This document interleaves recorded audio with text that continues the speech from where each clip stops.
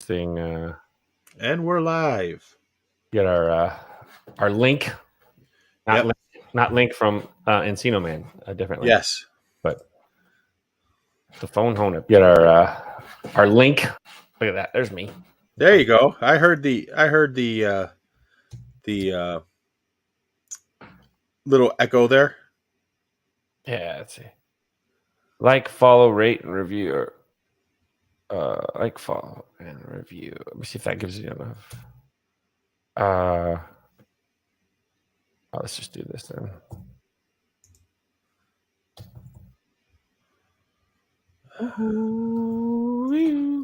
And talk about this. Boom. All right, there we go. Give it a second. I'm just going to go share it on the regular Twitter.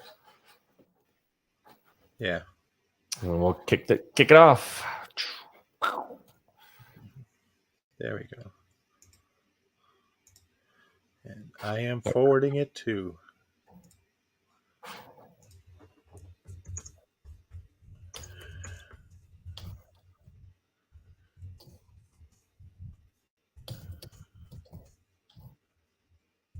I'm going to have to do my ET impression at some point during this broadcast.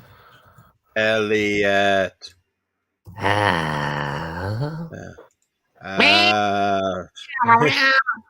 I made that sound during the movie. I'm just waiting for Jaws.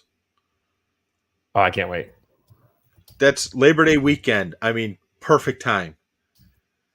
Because I can go like Sunday night and see it at like a 7 o'clock or something on Sunday night. That'll be awesome. Yeah, that's going to be the IMAX, and it did look. We'll talk about it when we talk about ET, but the restoration was really good. Of like just how it looked on IMAX, it was great. It would actually ET's finger was monstrous. Maybe that's what she said. We're going to colonoscopy later on in a couple of weeks, and that just made me think doctor's not ET. So, all right, let's see here. White Sox. I got to do a White Sox tweet. Cubs, ET, and IMAX, and then I'm going to do AMC. Every time I type AMC, I get retweeted because of the crypto people. Yeah. Yes, they love that. Cool. All right. Chat going.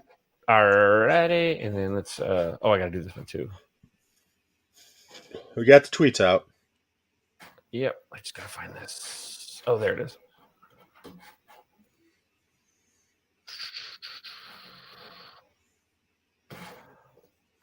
Perfect. Let's go here. I'm gonna do the old Facebook share. Ooh. This page, what the heck? I've been booted off of Facebook. I gotta sign back in. What did you do? Apparently nothing, but I just got. Now I'm gonna have to do this stupid. Send me a text. Hey, by the way, did you know Yankees and Red Sox was the Sunday night game of the week? It's like that never happened. What? No. All right, there it is. Oops. All right, now once I share it on here, we can get going. Mm-hmm. What's on my mind, Kevin? Well, a lot's on my mind, but not everything is in my mind. I don't know what that means, but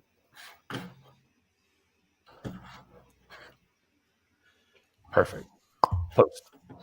All right, here we go. In 5, 4, 3, 2. 5, 4, 3, 2, 1, 0. All engine running.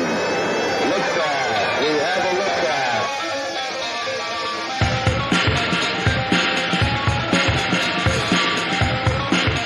It's time for The Tainted Glove, starring your favorite man of questionable character, Aloha Mr. Hand. Hey, bud, let's party. And the Holy Reverend K-Fids himself. It's go time, so grab a beer, grab a bite, and settle in. It's time for The Tainted Glove.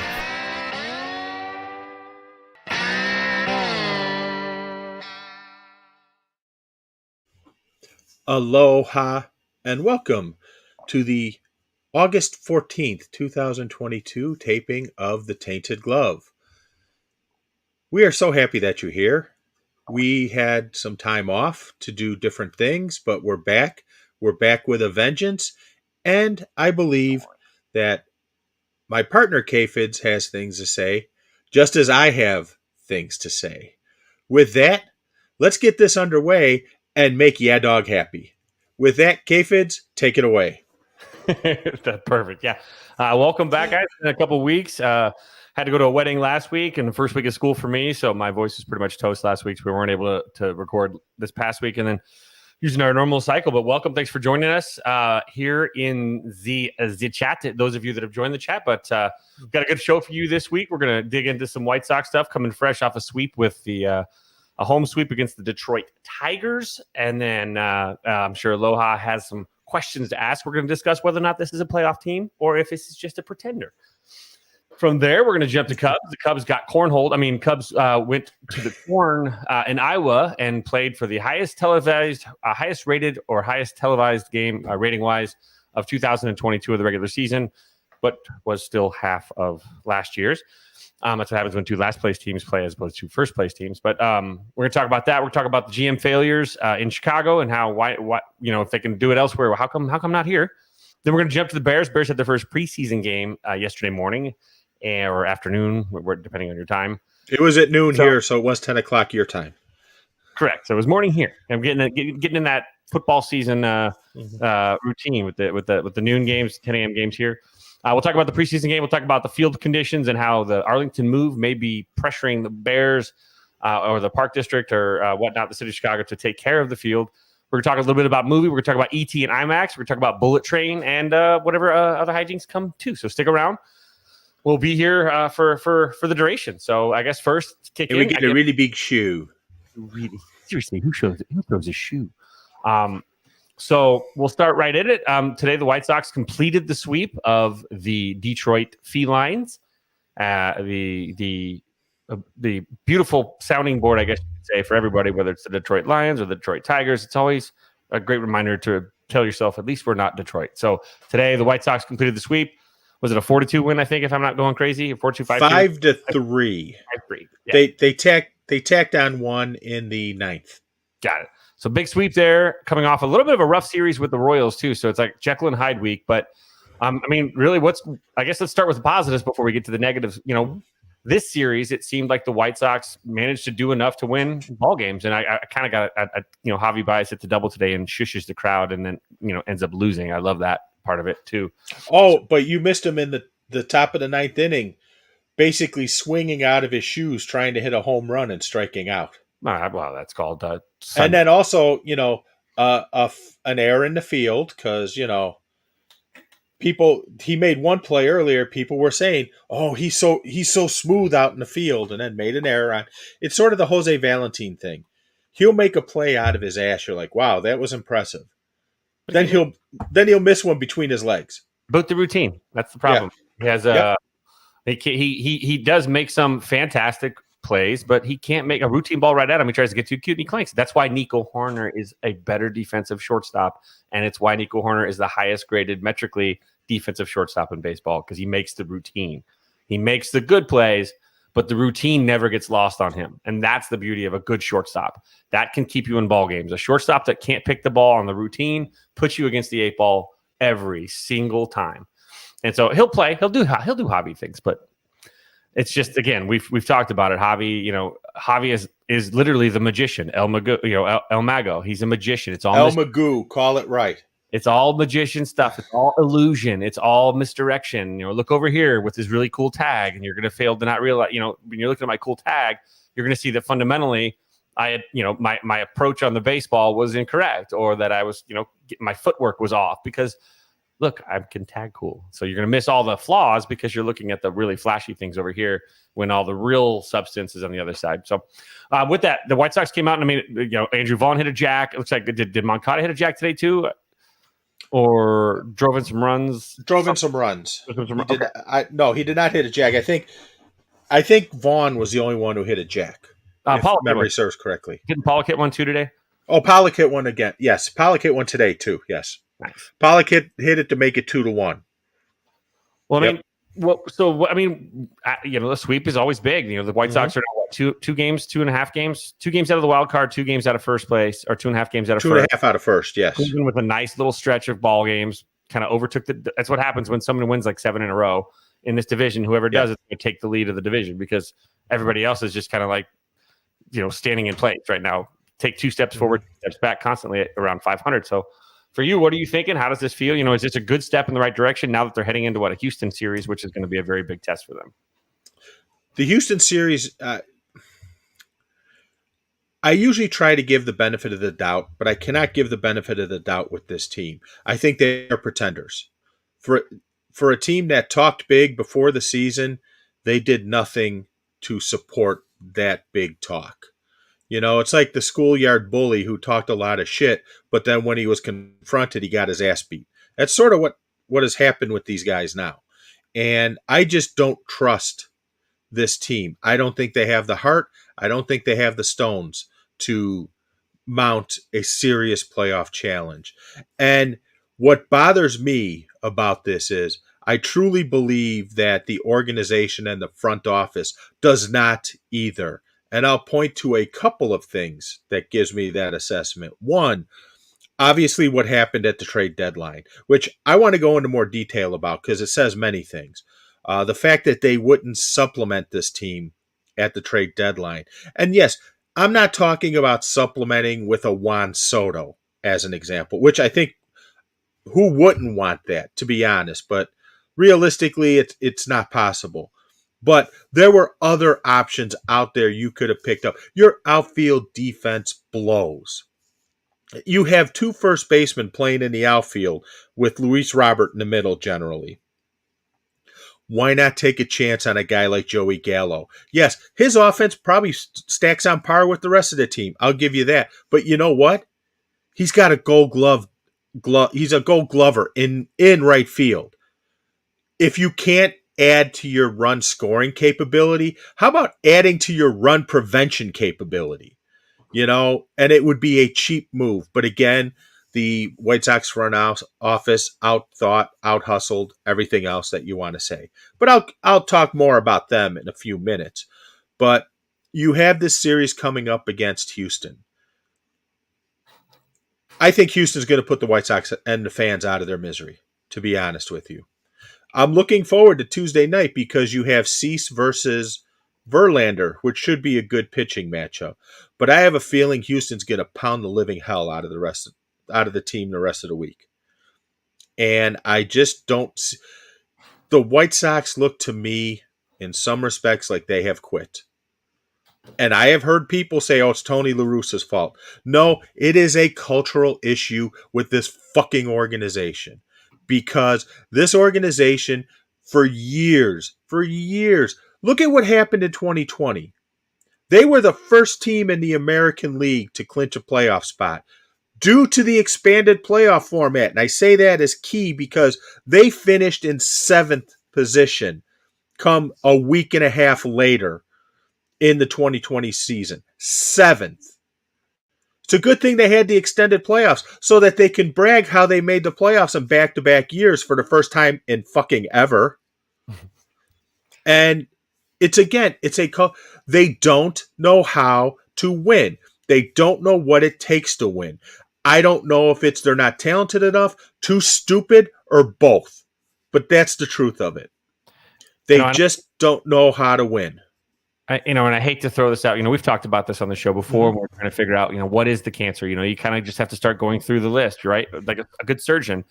When you have a exploratory surgery, you look everywhere to see where the cancer might be and what's spreading it. And we looked at it. We thought, maybe it was, Dallas Keuchel, right? Mm-hmm. I'm at this point, and just based on how things have gone, and just the distractions in of the media. Yes, Brian, I know it is. The National is on MLB Network, as it should be every single Sunday night forever. Yes, for the Church of Baseball. But you kind of try and put your finger on what else is it. Dallas Keuchel's gone now. Why is there still this giant cloud in this locker room? Why does it seem like these guys at times just are just checked out? And I hate to say this because I've actually, I believe that he is the most influential member of that locker room. And I've called him the straw that stirs the drink so frequently that it's blatantly obvious to anybody who watches the White Sox that Tim Anderson can carry this team if he's right and he's ready. And here's my concern. The thing about players that have the ability to sway the locker room and carry them and be the straw that stirs the drink, like a la a Reggie Jackson, is that there's a flip side to that coin as well. And that is when they're struggling and things aren't going well. They might be able to keep their head above water, but they're not doing what they do. They could actually also sink a locker room just as easily. And we're seeing weird stuff, the hand injury, the stuff that's going on with the rumor, the whole gossip stuff with off the field stuff. The Instagram stuff. Yes. Just call it that. And his swag is gone. It's just going to work every day. He's not going to play ball. He's going to work ball. And he doesn't have that he's not out there dancing and having a blast. I mean, I saw a video of last year with them in the dugout dancing with Hamilton and, just having a blast in there. And I haven't seen that all season. I haven't seen him out there just flashing a smile. It's almost like he's been in a proverbial bad mood all season. And if Tim Anderson's in a bad mood, that cloud follows him into the locker room, and it has the exact opposite effect of when Tim Anderson is feeling like he could take on the world. And I'm really concerned that Tim Anderson right now, I don't know where he is with the team today and the last couple of days. I know he flew separately from the team because obviously he's got a hand injury. We'll figure out where that hand injury really came from. Hand injuries always make me concerned. I always think, was it really a hand injury or was it someone losing their cool? Those are things that happen a lot in a locker room that come out as hand injuries, but tend to be dudes punching walls. And I don't think that's, it was a tendon for him. So hopefully it wasn't something like that, but I hope we didn't swing a bat at a brick wall and, push that tendon too. Because when someone smashes a bat against something, it doesn't always give, and it can also hurt those tendons. I've seen guys get hurt, sprain their thumbs, trying to break a wooden bat, even a broken one already cracked after a bat at bat where they got beat. And so I'm concerned that he's not helping. And he needs to get right. Tim Anderson needs to get right. And I think that, everyone keeps blaming Tony La Russa. Everyone keeps blaming, all these different things. The fact is the guys that usually carry this locker room that turn it into a big party aren't partying right now. And that's not about Tony La Russa. Tony La Russa lets his dudes go. We know this. They did it last year. He's not going to come up with a brand new rule in the last, year or two of his career, as a manager. I'm going to all of a sudden go away from what I normally do. But last year it was okay. It's no big deal. But now all of a sudden I have a problem with it. That's not how it works. That's an actual, you have to do a lot of mental gymnastics to convince yourself that Tony La Russa actually budged and changed a rule that he's had his entire career as a manager. So it's not the locker room's not being shut down on some sort of dictatorship where they're trying to make it not fun. Guys aren't fun because they don't know how to fail and they're struggling a little bit. And Tim Anderson doesn't know how to fail. His defense regressed. A lot of stuff regressed. He's still going to hit 300. He's still going to do all that stuff, but a lot of his game just hasn't felt on all year. And I don't know, there's a lot of stuff going on in that head of his, and that we're not privy to. And you always want to make sure that you have compassion for these guys because he's going through something. Like you just know it physically, emotionally. 2022 has been a very difficult year for him on and off the field. That said, if he could find a way to come back after this little hiatus and come back refreshed, go with Aaron Rodgers and go eat some ayahuasca. I don't give a shit, but come back with a better mindset and come in as the hero and the savior, the guy that Reggie Jackson could be and that Tim Anderson can be. And so if he does that, I think the White Sox can finish strong and be dangerous. But if he doesn't, if Tim Anderson doesn't remove this cloud that's around him and just circling over him and this just kind of like vibe that he's got that it's negative, it's over. It will not happen for the White Sox. If it shows up, they're dangerous. If it doesn't, they're dead in the water.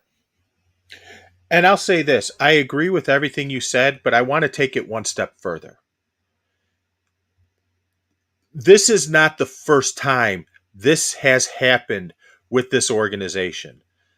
And I say that, I think I am pulling out 2 years specifically, 2011 and 2016.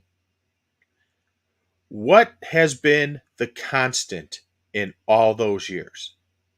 There's been a couple of constants. It's not the roster, because you've had the roster completely flip over. Yes, you got some holdovers from 2016. TA was on that 2016 team. Abreu was on that 2016 team. Lurie was on that 2016 team. 2011, none of those guys were there. The constant is Kenny Williams. The tone, as we all know, the tone gets set at the top. And for some reason, that guy I don't know if he does it or how he does it, but it always seems like there's issues with that. If we go back and look, this year you had the whole Giolito contract thing, the $50,000 squabble between Giolito and management. Okay, 2016, the list is long and distinguished. The Drake LaRoche stuff, the jersey cutting stuff, the withholding the tips for the clubbies in Seattle stuff. 2011, you had the whole Kenny Ozzy feud, partially about Diane Viciedo, but many other things besides that. This is a culture of this organization. It has a culture of losing. It has a culture of basically Kenny Williams has to be the smartest man in the room, no matter who else is in the room. And frankly, let me tell you, having dealt with people who have to be the smartest guy in the room, no matter who else is in the room, are generally the most insecure and dumbest. And it's their downfall. And that's just it. This is a cultural issue with this organization. The only way things are going to change, the only way, is if they clean house from the top to the bottom. And that means everyone. That means Kenny. That means Rick. Rick Hahn should have been fired on August 2nd at 5:01 p.m. Should have been fired before that, but there is no reason you can justify keeping him on August 2nd at 5:01 p.m. Especially after that ridiculous speech he gives. Oh, I'm sleep. I didn't get any sleep. If I'm mad as frustrated as you are, it's your fucking job to do this. Go do your fucking job. Why don't you just come out? You know what? If you really, really, really want to get the respect of the fans, and you really, really, really want to be honest with the fans, here's what you say, Rick Hahn. In 2016, we rebuilt for two reasons. One, so that we had depth to overcome injuries if we are hit by them. And two, so that we had depth in the minor leagues so that if we needed to go get a piece, we had tradable assets to go do that. Well, guess what? You failed at both. What happened in 2022 is exactly what happened in 2016. You should be fired for that. You should be gone now. And I'm sorry, at the end of the year, they better start that opening press conference, by the way, which should be held by Jerry Reinsdorf, announcing that Kenny's gone, Rick's gone, like a big giant fucking hit. Sort of like the end of The Godfather, when Michael has the head of the five families whacked. That's what they fucking need to do. That was so salty. I love it. And the way that I look at this too is, I've been pretty. I would like to think I've been pretty even keeled with everything with yes, Tony La Russa, and just trying to put your finger on what exactly has been troubling this White Sox team all year. And I'm again, you don't make a managerial move midway through the season. You just got to ride this ship out. That yes. Calling for the firing and all that stuff, it's just not going to happen. Tony La Russa will never be fired, people. No, he may be retired, but he will never be fired. And he ain't leaving midseason. He's going to finish the season, and then you know what? At the end of the season, if they go in a different direction, that's entirely justifiable. If the White Sox don't make a playoff run, yes, if they don't make the playoffs at all, he should. I honestly, think he should go. There's no excuse for this team, no matter what. Yes, front office has failed to provide depth and help where they needed it. At the same time, you at this point you have to kind of flip that. And I've seen a couple recommendations. I want to say The Athletic just did a story on like the three most, the best three choices for the White Sox if they were to go in a different direction this offseason. And number three on that list was Joe Maddon. And I actually don't hate that for the White Sox. Having seen the guy work, especially when he comes in for the beginning part. Like, it might get comfortable after a while, but when he comes in as a novelty, it for the first couple of years, that vibe rocks out. It gets old after a while because he does. It just, you grow out of it a little bit. But I think the guys like Joe Maddon, those are the types of guys that this White Sox team will. Who were the three? Ozzy, Joe Maddon, and AJ? No, it was. Hold on, let me pull it up. It was because I hear a lot of people saying AJ, and as Chirizi from the 108 pointed out. I felt AJ would be a different manager. I felt AJ would be a terrible manager. He felt AJ would be a terrible manager, but we felt that way for different reasons. And his argument is quite compelling. How much research does AJ do on a TV broadcast? Have you seen one of his broadcasts? He doesn't even know who the hell the players are. He's just there to cash a paycheck. Yeah. And that's like the Ozzie Gaines stuff too. But this Yeah. is actually Southside Showdown. But they came up with the first one. I mean, obviously Joe Madden, it was one of them, the third one, but Sandy Alomar Jr., which I actually don't hate. I question Sandy Alomar Jr. because why hasn't he been hired yet? Well, I mean, he's what? That was the now, rumor. right? That was the rumor when Ricky Renteria, or no, I take it back. When Robin Ventura was hired, the rumor was it was Sandy Jr. Ah, okay. Yeah. Well, I mean, he's with the Indians. He's with our Guardians, excuse me. And I mean, they're playing pretty well considering. John Farrell, actually, Boston Red Sox, who was actually fired by the Red Sox, I believe. Yes. But he also had a lot of success. I mean, he won a World Series, did he not? 2013. Yeah. And in 2007 as a coach, too. So he's got that pedigree. He knows how to kind of run this. So that was actually not a bad option. Yeah. And then, of course, Joe Madden, just because Joe Madden's Joe Madden, he can do the magicians and the thematic travel days and the pet zoos.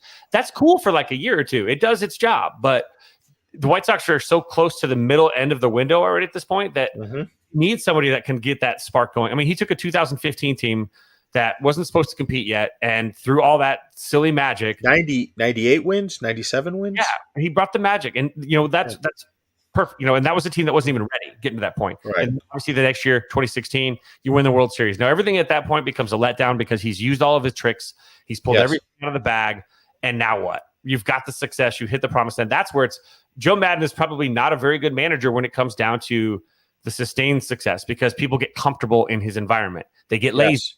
Guys like Javi show up late. They crush McDonald's in the tunnel instead of paying attention to the game. They, guys are showing up late, or they're out late partying or, whatever. They're all just getting to do their own thing. And unfortunately, that's part of Joe Madden too, is that players can get complacent under him. So this is the fun part is what you need from him. You need a good 2-year stretch from Joe Madden for this White Sox crew. And I think that would actually pay dividends. But after that, if it's after 2 years, he's got to go because after that there's nothing left. But I think that but I would question that based on his Angels run. Look at his Angels roster. It's not good. Yes, you have pitching wise, it's not. Right. You can't win without it. And so say Thor, it's not 2018. It's a different Thor. So you can't win without pitching. I mean, those guys can put up as many crazy numbers as they possibly can, but when your best pitcher is also your DH, you got a problem.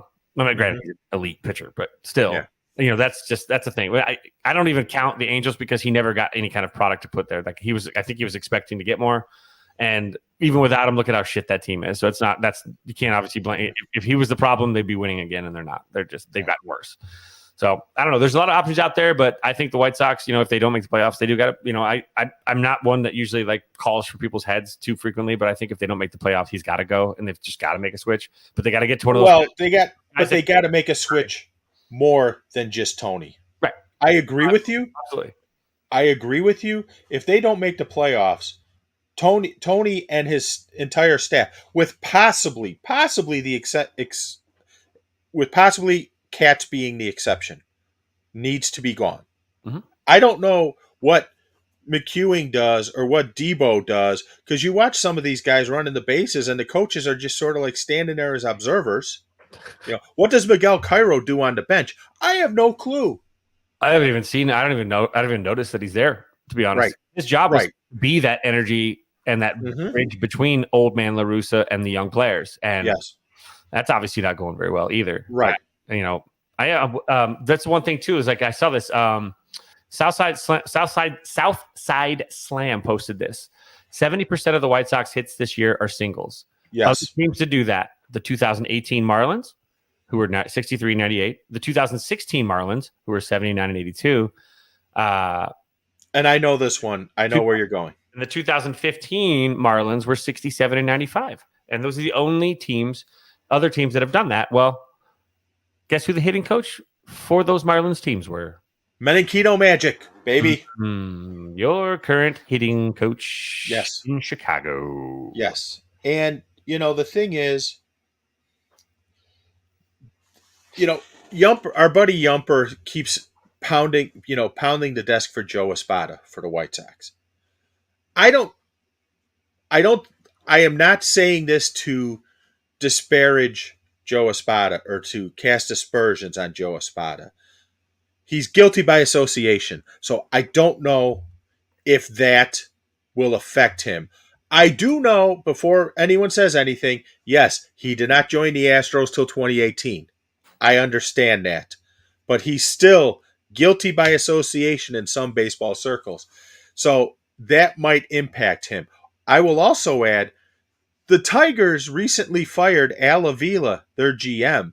I wonder if the new GM, whoever the Tigers hire, will keep AJ Hinch, because he hasn't exactly set the world on fire with the Tigers either. And I know a lot of people can't stand the guy. I think he's funny, but Ken W.O. has said something consistently that makes a lot of sense about AJ Hinch.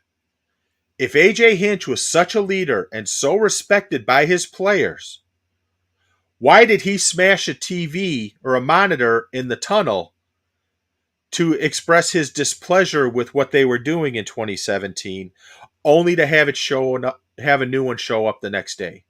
How much of a leader, how much could they have respected him if that happened multiple times and he quit? He stopped doing it. How much of a leader is he then?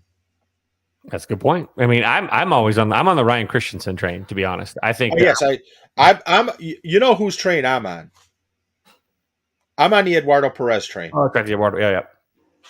Christensen, I love, man. Christensen, so he was with the Athletics and he was doing a really good job, but now he is with the San Diego Padres as their bench coach. He is right there on the precipice of getting his first shot at this. And everybody that I've spoken to here, because we do have the Athletics organization here, so there's some dudes that are around town.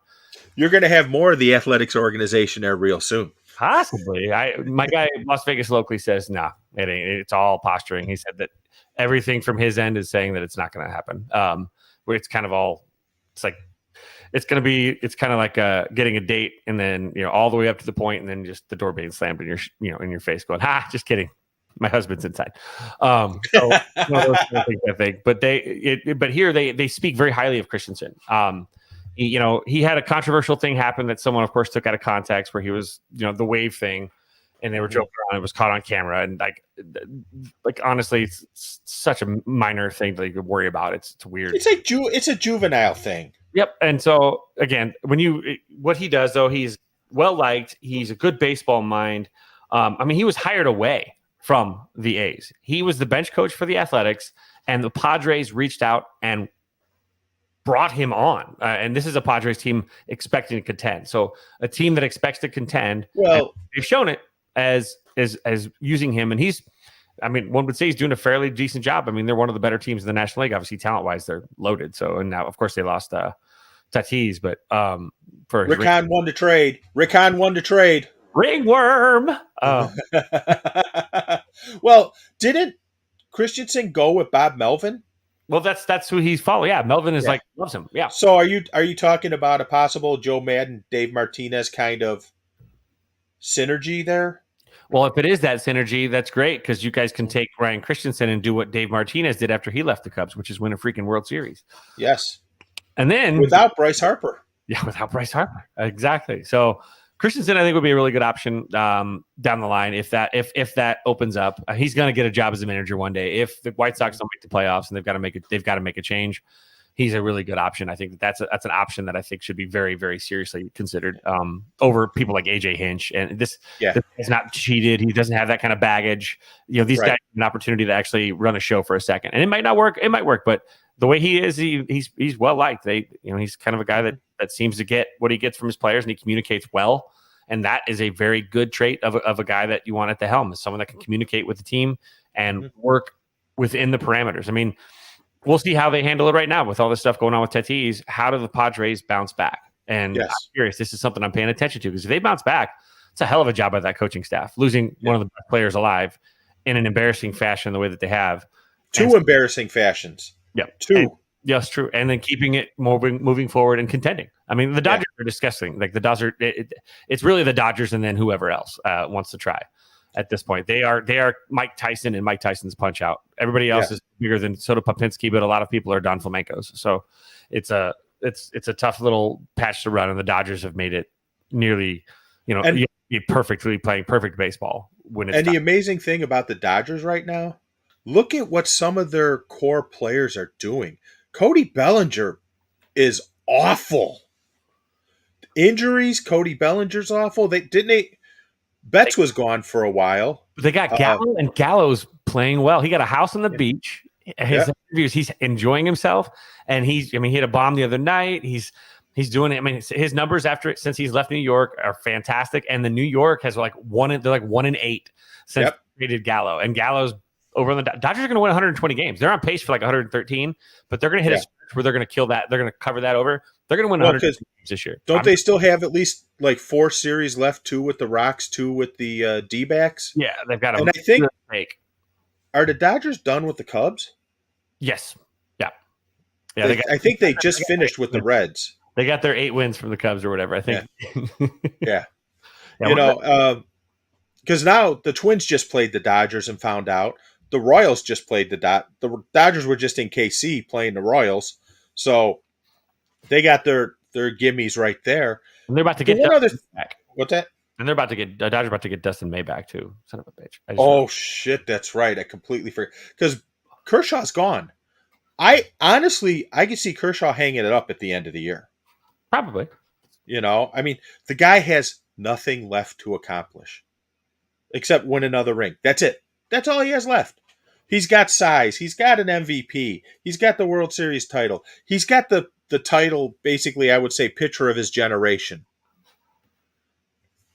What else is there? Another ring. That's it. Mm-hmm. I think if the Dodgers do win another one, he might be done. A real one. Yeah, he wants to get the 162 game ring, not the 60 game. And that's what he's from the shortened season. So, with that said, can I say one other thing about the Sox? Huh? I mentioned earlier that the organization has basically given up on this team, and I'll give you 2 examples of how you know this. One, they sent out an email the other day announcing lower ticket prices for the Detroit and Houston Astros series. Upper deck seats beginning at $5. If you had confidence that your team was going to be in a pennant race, you would not be lowering tickets. Even granted, upper deck, you would not be lowering tickets to $5. Second, they sent out an email to the 20 game package holders, 40 game package holders, not the full season, but the 20 game, 40 game package holders, basically looking to see if they were going to renew for 2023 and sending it out to other people too, not mentioning guaranteed playoff seats.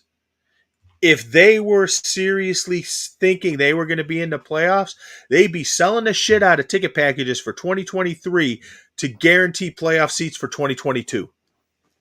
The franchise has given up on them. It's a fair argument. That's a fair argument. Mm-hmm. So, speaking of teams that are giving up, sorry about that. The Cubs actually brought back days of yore and sentimentality, and on Thursday night played against the fellow bottom of the NL Central Cincinnati Reds in the annual Field of Dreams game out in Iowa. And it was a great, mm-hmm. Productions on those shows are great because it brings up the history stuff, and you get to talk about that's a great part of the whole thing. I think the pregame stuff is probably better almost in the game sometimes as a product. Not at least this year. Last year was really exciting. The end was fantastic. But, they did a good job with the pre-production stuff. Ken Griffey Jr. and Sr. coming out of the corn at the beginning, mm-hmm. playing catch, and everybody out in the eye. I cried. Oh, absolutely. Someone had onions in the kitchen. I blame that. Watching that, I got misty. I couldn't help it. Yeah. I'm texting my dad. We're talking about the playing catch and stuff, and it's just, and you have everyone out there having a catch, right? And so it was a good start, and everyone comes through the thing, and you see Ryan Sandberg and Andre Dawson, and Rick Sutcliffe, and you're seeing some of like the greats of my era, like when I was growing up, and you see Fergie Jenkins throwing out the first pitch to Johnny Bench. You've got such Barry Larkin and hanging out with Ryan Sandberg, the two best middle infielders of that time, along with Ozzie Smith, and you've got Robbie Alomar, yeah, and you've got these guys just coming through this corn and just so it's a great start, and it was a good in the game itself. Cubs won. I mean, they put up a couple runs in the first. Got bailed out. Patrick Wisdom should have been called out. He swung at a pitch that then hit him in the foot, and they gave him the hit by pitch. When you look at the replay, it was a full swing, and he walks. That's with 2 outs. Double, single. The Cubs put up like 2 or 3 runs right up. If that happened, if they call it correctly, the Cubs didn't even score in that inning. It's another Wisdom strikeout, which is par for the course. So they did. They jumped out to a lead, and they played the game. The game was kind of whatever, but the big controversy came in the 7th inning stretch. When digital hologram Harry Carey sang "Take Me Out to the Ball Game," and I don't know what fans were expecting. I have to ask you, hologram, like did it look like Harry? It's I don't know. Do you play a video game? Do they look like everybody exactly? I mean, it's a different fair point. I mean, it's the same as a video game. Like that's all it is. And I think look at they were projecting it onto somebody like using AR. Like there's a physical person here too, maybe. But I don't like it's someone's like I didn't like it because it wasn't in the spirit of Harry Carey. It wasn't more spontaneous. Harry was spontaneous. I'm like, yeah. Well, is the thing fucking drunk? Is it Harry? Whoa! It wasn't spontaneous in the spirit of Harry. It hasn't been spontaneous since 1998. Yeah, since it was. It's been a goddamn recording. Yeah. So that was interesting. I think that was just Cub fans wanting to complain about something, and that was their complaint. Yeah. Instead of complaining about the product on the field, which is the actual justified complaint, they're worried about a technology that doesn't really exist just yet. Look, that thing probably operated on Budweisers. You just pour it in, just like the time machine in Back to the Future. For their DeLorean. Yeah, and the DeLorean's front. And Willy Wonka's fizzy juice truck thing or whatever it was. It's called Mr. What is it? Mr. Fusion. It's got a Mr. Fusion. Yes, Mr. Fusion. Yes. But I don't know. It was fine. I get it, and I'm okay with that. Like honestly, I would have been fine if it was Will Ferrell up there doing the Will Ferrell Harry Carey. It was the idea is you can't do a Field of Dreams game and talk about the history of the Cubs and not have a Harry Carey 7th inning stretch, and that is what was more important to me. Is that if the the resolution wasn't great, it doesn't. I mean, that's fine. I've seen some really bad animated films myself. I get over it. Video games. Look, sometimes it doesn't look like, they look more like a Smurf than they do an actual baseball player. Sometimes, like the graphics just aren't always perfect, and it's a technology that's brand new. So relax. And it did make me though. I did in a weird research of it all because I started looking up the tech.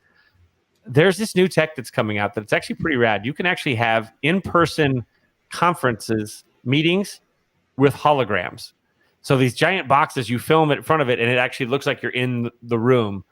It's almost like a little igloo like box, but it's a screen that makes it look like you're there. But I saw them, it was like a demo of it. I'm like, that's okay. We're gonna get to the point where like we can have you're gonna have meetings in just like a VR shell, and you'll never even go in if you don't want to. That'd be awesome. Never leave your house, basically. I'd love to teach from home in a hologram. I'm just gonna say it. I would love that, but I would still have to wear pants though, which sucks. But yeah, well, and teaching. I agree with you on the Harry assessment. The one mistake I think they made last year with the Sox Yankees Field of Dreams, as much as an integral part of the history of the Cubs as Harry is, I think last year they missed an integral part of the White Sox history. That being Nancy Faust. She should have been out there playing the organ. Oh, yeah, that would have been cool. Yes.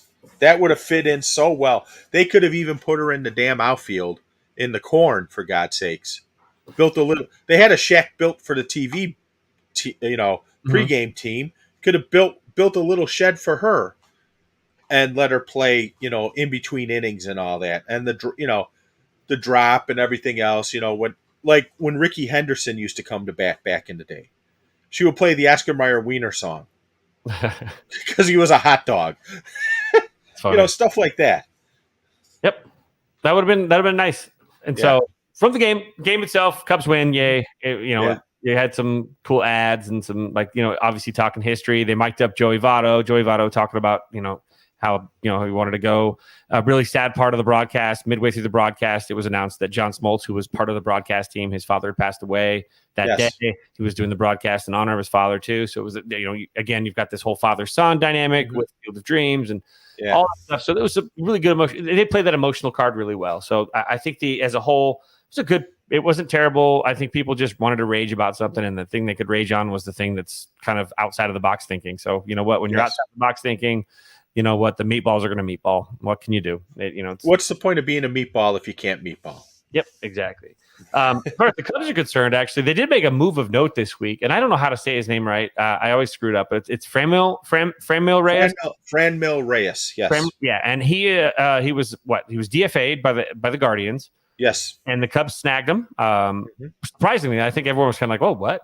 But he's a guy that has hit 37 homers in a season before. He hit 30 last year with Cleveland. This year, he hasn't had as good a season, but I'll say this: since he's joined the Cubs, he has been quite successful, I would say. Yes. He has an insane 203 WRC plus right now with the Cubs in 12 plate appearances. He's got one jack. He's hitting 500, I think, or something. I don't know, whatever. But he's might be he's only 26. He could have been really another one of these sneaky Jed pulls where he sneaks in and grabs some guy that can still play. And you know what? I mean, that would be great if you could have another guy that can hit the long ball that consistently.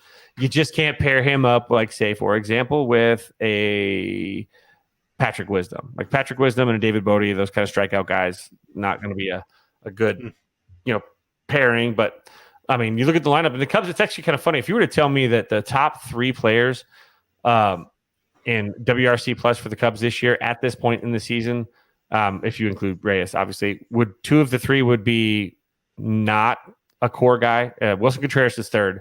He's got 134. But PJ Higgins, of all players that have actually played at least 100 had plate appearances or more, has 140 runs created. This is a guy that's a catcher, and he was at AAA this year, and they brought him up, and he's been playing really well. And he's the guy that basically made Contreras expendable, I think, in a way. But I mean, the Cubs lineup, we've talked about it. It's just not there. Painfully enough, Cam Collier, my guy that I wanted the Cubs to draft, hit his first career home run yesterday. He's still only 17. And the Cubs I don't think they've even gotten an inning out of their first two picks yet this summer. So they're already not, working just yet. So the Cubs have a long way to go. But there was talk that Carlos Correa, I can't remember who it was. Someone said it on MLB radio, I believe it was, that Carlos Correa is, if you were going to bet, you would bet that Carlos Correa is going to be a Cub after this offseason. I can't remember who said it now. I wish I could attribute the source. Bob Nightingale. Jim Bowden? That sounds like a Jim Bowden stupid line. Very well might have been Bowden. No, I feel like Bob Nightingale even retweeted or something too. So make it okay. Now it's never going to happen. But so the Cubs could be in on him, and that would be a very good push for the Cubs. I think that the fans need to see real. They need to see real movement. No more talk. Talk's done. They've been burnt. If they're too stupid now at this point, I feel no sympathy. They've been lied to multiple seasons now. Last year they were set up to lose. They wouldn't believe it. This year they were set up to lose. They wouldn't believe it. They made heroes and gods out of Frank Schwindel and Patrick Wisdom. And now they're seeing it, I hope, a little bit more clear. And this offseason, I think that they're feeling it. Tom Ricketts is starting to make his little rounds where he's starting to, this is unacceptable. This is not what we wanted. Shut up, Tom. This is what you wanted. But still, Cubs play the Pirates, and it sells out. I mean, I'm telling you, welcome to the White Sox business model, because everything you've described, the White Sox have done. We're the White Sox. This is unacceptable. That's a Kenny Williams canned line. Mm-hmm. Absolutely. Like I said, I want to put together off-season bingo, and just listen for all these freaking canned lines, and whoever gets it first, screams bingo, because you're going to hear the injuries. Oh, we had injuries. Oh, our guys didn't play up to expectations. Oh, the Twins or or the Cardinals or the Guardians or the Brewers were much better than we thought they would be. It's a fucking script. It must be the Chicago script, because I think most franchises use it. It's one of those things where you want to soak as much out of your sponge. You can squeeze as much money and profit out of this. I mean, gosh, dude, no kidding. This is me. I got a little bit. I mean, I was up last night. Friday night. Up a little late, just kind of like ticky-tacking around. And I have that really cool Cubs zip up that actually is the logo that they used this year for the Field of Dreams game. Okay. Right? It was a birthday gift to me last year from my fiance before we went to Cabo for spring break. And I love it. Like, it's so sick. And the logo is fantastic, even though my friend says it looks like a penguin with a bat, but that's fine.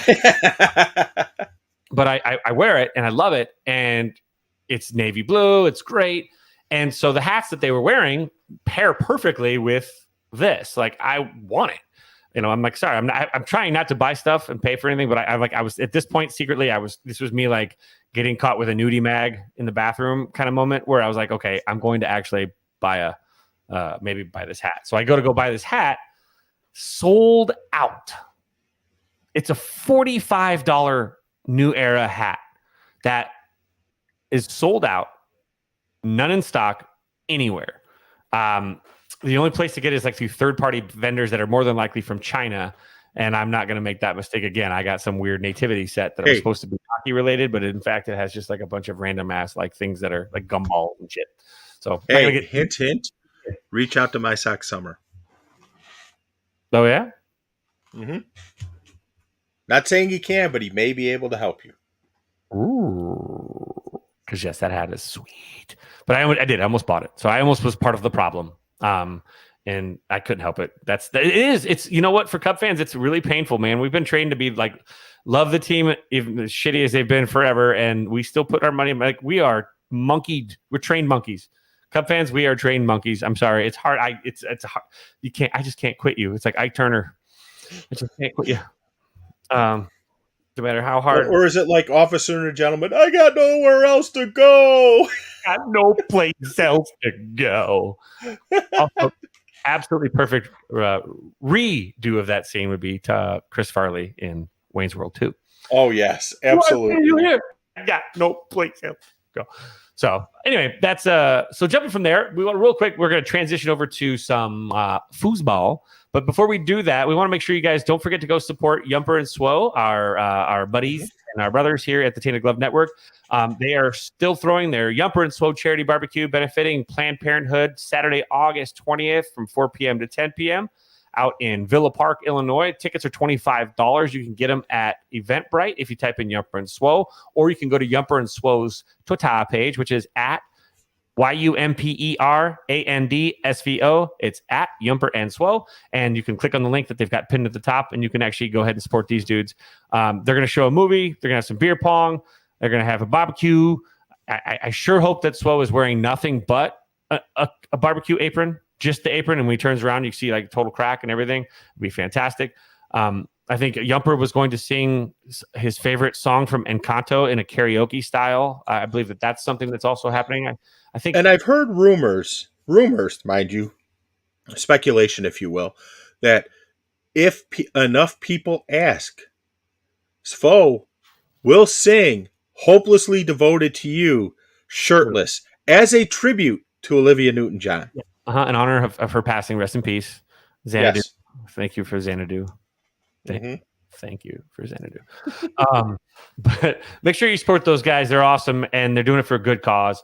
And so anytime you get a chance to come and hang out, and they've only got a couple more tickets left. They've almost practically sold out. So support those guys. Ticket includes food and beverage. The movie will be revealed soon. I promise. It's not Ishtar. It will be something good. Damn it! It's not. Damn it! I'm not going to go then. Those dudes generally have good taste in movie, except when Yumper is dogging Nope and dogging. What else is he dogging? Uncle Joe, and Willy Wonka. He was dogging. He dogged Nope, and then he dogged. The unbearable weight of massive talent. So yes, and it was Mrs. Yumper too. logging that one. So it's a lot. Like it's a lot. Like keep that in your house. That's rough. I don't know what temperature I'm doing this because of my light. Oh, there we go. That's better. But yeah, so Swole will be picking the movie out now that I think about it because we don't want. No, I'm just kidding. But so support those guys. Have a good time with that. I wish I could be out there. I'm out here in Chicago, but or in Vegas for you guys in Chicago. Go do it. It'll be great. Again, it's at Eventbrite, August 20th from 4 p.m. to around 10 p.m. I'm sure things are going to turn into some shenanigans out there. Great dudes. A lot of good people already bought tickets. People that you're going to have fun crushing some beers with and just eating some barbecue and just having some good conversation.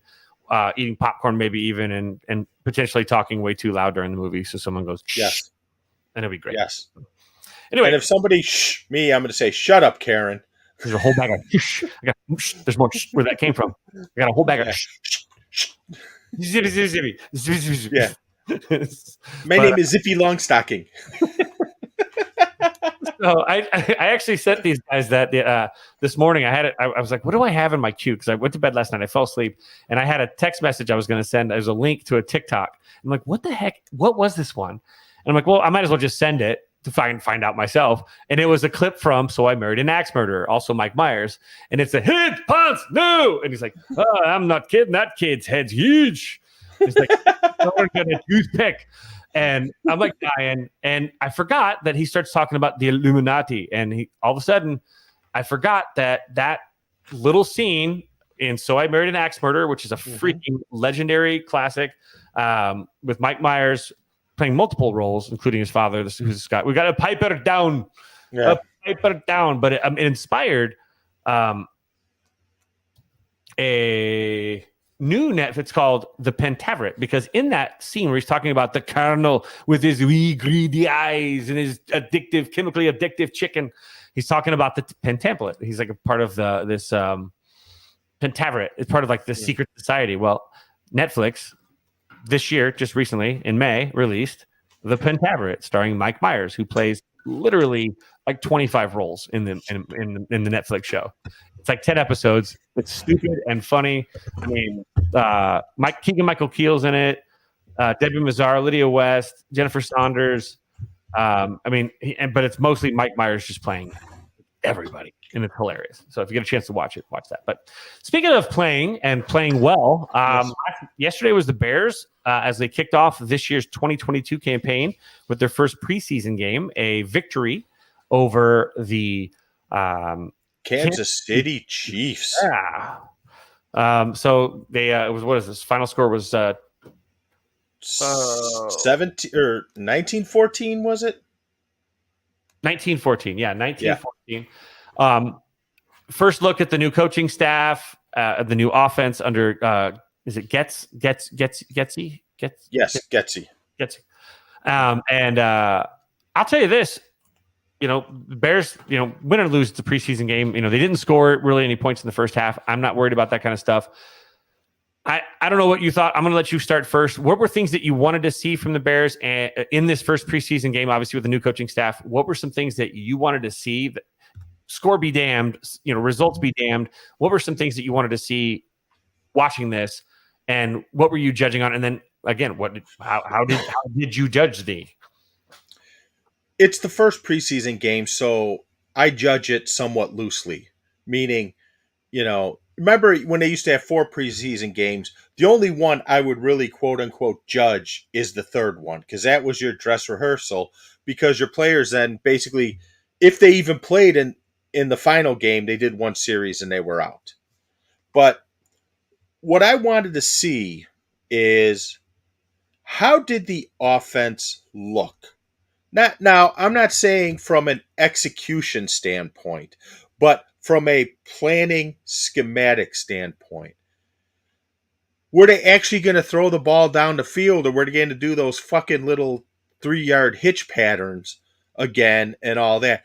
And also, was it a competent plan? Meaning, if it was 3rd and 6, you didn't hand the ball off. You tried to throw a pass 8 yards down the field to get the first down. That kind of thing. You weren't going for the yaks, the yards after catch, in order to get the first down. I really liked how the game plan offensively was constructed. Now, like I said, execution's different.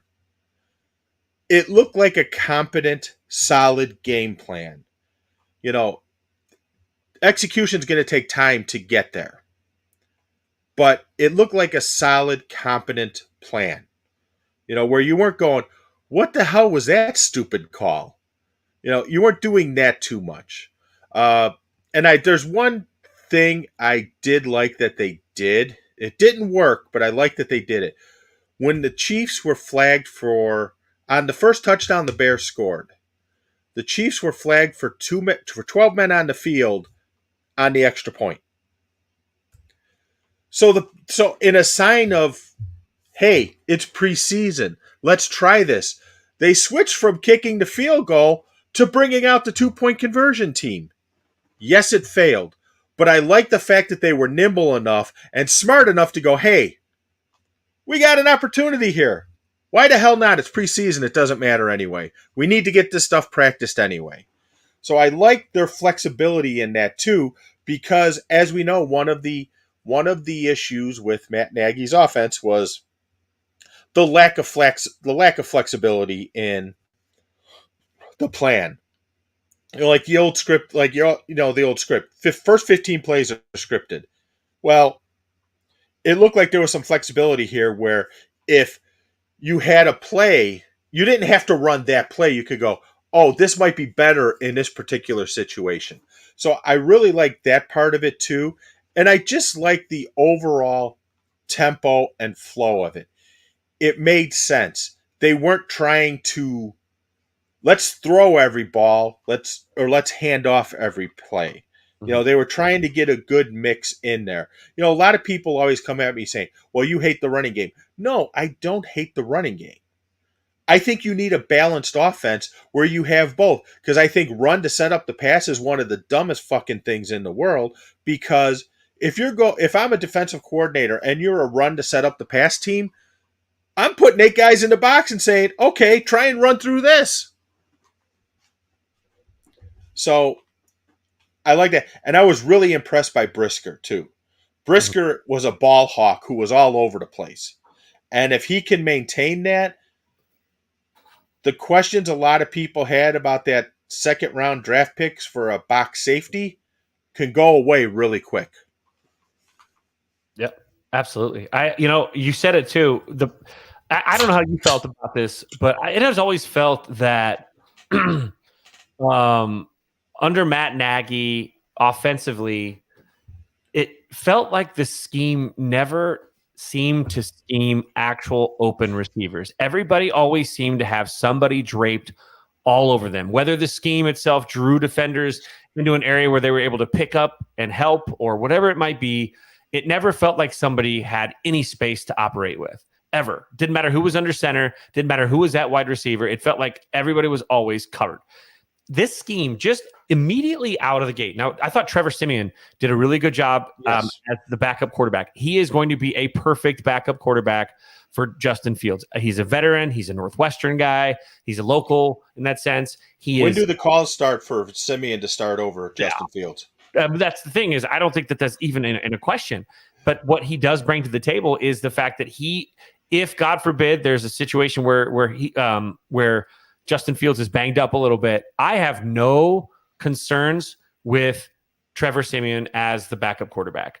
And he's not getting paid like the Ginger Ninja last year. They're able to take the real money and put it somewhere else, hopefully pay Roquan Smith, but we'll talk about that later. But it looked like things were schemed. And I could say this, that is the most prepared and disciplined Bears team I've seen in what feels like 4 or 5 years, if not longer. That team actually, there weren't stupid bonehead mistakes. There weren't guys not being where they're supposed to be. It's a dress rehearsal. I know that, but that's a hell of a first dress rehearsal from a first-year coach in his first head coaching job with a brand new coaching staff taking over what was a broken franchise. I mean, usually those dress rehearsals are supposed to be kind of shit showy, and everybody was where they were supposed to be. It felt like at all times. And you can see it in the result, not with the starters, which will obviously be athletes upon athletes, right? But with the back end guys. The back end guys played very good, disciplined football. They ran their routes. The first touchdown was He was the running back, who I think is going to be catching a lot of passes this year. He's going to be the Tariq Cohen kind of like role, not really Tariq in that sense, but like a guy that he's got a little quick scat back and catch passes, because it doesn't look like Monty and what's his name? Bears second string. Yeah, I can't think of it right now. But anyway, he's gonna be fine. And Khalil Herbert, gosh dang it. Yeah, there you go. Thank you. You've got that. Everything looked good. And the thing that stood out to me more than anything else, under Getsy's offense looked great. Everybody was where they're supposed to be, but it was the play by basically the entire draft class. I mean, whether it was you're talking about, Gordon, cornerback, you've got Jones, you've got. I mean, look at these guys, how they graded out. I mean, Gordon is going to play alongside Jalen Johnson and be very good. Yes. Brisker had to grade out off the charts. Fantastic, and then what is it? Who was it? Who's the Jones? Velus Jones? Yes. Fantastic. Like, what is he, a 5th round pick out of what was it, TCU, or where does he come from? No. He was from a FCS school, right? Yeah. And the Texas Christian? No, not Texas. No. Anyway, he was fantastic. He's proving why he was getting reps. So all of a sudden the Bears looked, and Tevin Jenkins actually looked pretty good too. So yes, he did. I thought that it was a good look. The Bears are going to struggle this year. They just don't have as much talent right now, or at least developed talent. They're going to have bad moments. It's going to happen under a first-year coach as they try and reset this whole ship and get it back to where it's supposed to be. It's going to get ugly on occasion. That said, things are always less ugly when you have someone that runs a tight ship, like everyone's running. They look prepared. This is the best part. This is how teams in the NFL can figure out ways to have a nice start, even though they're expected to not compete. That turns into something more. In the NFL, if you win 2 or 3 games in a row, that's almost a month of success, and it's a mindset. And that's how these teams that start out strong, that are shock the world, is they show up and they win their first few games, and just all of a sudden it just keeps rolling. And next thing you know, these guys are all good athletes, and it just starts working, and it becomes like that snowball that turns into an avalanche. That said, bad starts do the opposite. And so, but to keep the wheels on, I think they're going to play teams tough. I think that's all that Bears fans can ask for in 2022. Play everybody tough and sting somebody. Go out there and figure out a way, but play them tough. And that's when teams are well coached. They play teams tough no matter who they are. And I like this already. It already has a different feel. I think Eberflus has a different just mindset, and I like the vibe. I liked how everybody looked. They look prepared, and that to me makes me happy and gives me a nice little bit of peace coming into the season, saying, hey, it might not be as bad. I mean, most people have to go 30th or 31st. I don't think it's going to be that bad. Yeah. I absolutely agree with you. I think the Bears, they're not a serious Super Bowl contender. Let's level set right now. They are not. But this could be the start of trying to build something into a Super Bowl contender. Because in order to do that, you have to have discipline and a game plan to do it. And one of my many frustrations with the Nagy pace regime was that they always seemed reactionary, never planning accordingly. It was like, oh crap, people are saying this, we need to do this, or we need to do that. And to your point earlier, what you said, with Nagy's offense, it didn't work for Trubisky, whatever you want to call him. It didn't work for Foles. It didn't work for the Ginger Ninja. At some point, you have to say the issue is not the quarterback. The issue is the plan. Mm-hmm. And I think that's the case, because let's look at the Chiefs. Matt Nagy was on the sidelines with the Chiefs again. He's back with the Chiefs. He's getting people Gatorade. He better be handing up cups of Gatorade. Right. Better be his job. Because if you watch Mahomes in that first drive, boom, boom, boom, right down the field they went, which is what they should do. After that, their offense really didn't do shit. Granted, yes, Mahomes wasn't in there, but against this Bears depleted team, I would expect an offensive juggernaut like the Chiefs to be able to put up a lot more points than they did. Are they feeling the Matt Nagy effect already with his terrible play calling? Because I'm sure that Mahomes is given more free reign than almost any other quarterback in the league based on his abilities and what he's already accomplished. Maybe with the exception of like Rodgers and Brady. Yep. I'm sorry. I actually was trying to pull this down too. I'm trying to get this to share with you, but it's not working. So I'll just give up. But I'll just. But the Bears do have one giant issue, which actually it could be ugly for a couple years, but in the long run, it might be the best thing for them. As horrible as it sounds, that field was a fucking joke. Oh, a mess. That field was awful. That actually plays into this too. So I'm watching Daz Newsome's touchdown. We were talking about the scheming, right, from Getsy. Yeah. He lines up. It's a trips right, and everybody in the entire route underneath creates what is space for Daz Newsome. Everybody draws that and gets him that extra step. They all don't run into the same spot where you have a crowd of people. Exactly. Instead, they split the crowd. Instead, made it basically a one-on-one, which Newsome is able to beat his man and get 2 or 3 steps on him. He's wide open, and it's a perfect ball over the shoulder, a perfect catch. Yeah, that's what we're talking about with that. But the thing that you're pointing out too is when I see him catch this touchdown, I also see a bunch of dust flying up. Yes. Because of the condition of the field, and that's a big part of yesterday's game. The NFL Players Association came out with even a statement. When the Players Association has to address it on a national stage, you've got problems. Big time with the surface, and it's always been a playing surface issue. It feels like it's with Soldier it's always Field. been a joke. Since they got rid of the AstroTurf, it's been a joke. And so, I mean, do you feel like this is being more light has been shined on this specifically because they are looking to move to Arlington Heights, and it helps bolster the argument of let us go because this is not acceptable? It's almost like an optics game where the league is like, hey, yeah, we want them to build this Arlington Heights stadium. It'll maximize. It's great exposure for it's better for the NFL if they build a new stadium. Let's be honest. And every time you point out something that's poor about what Soldier Field is, whether it's the spaceship that landed on top of what was a beautiful facility, whether you talk about the field itself, whether you talk about the in and out of it, the logistics of it, the lack of protection from the lake, the lakefront wind, just how cold.